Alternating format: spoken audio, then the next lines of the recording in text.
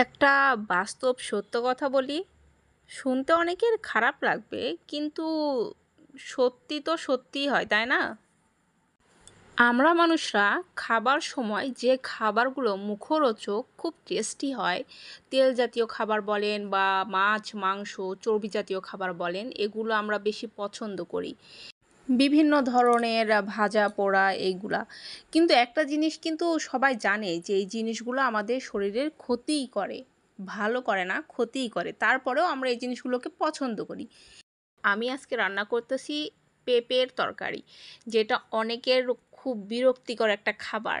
তবে কি জানেন, পেঁপে আমাদের অনেক উপকারে আসে। অনেক, অনেক উপকারী একটা সবজি।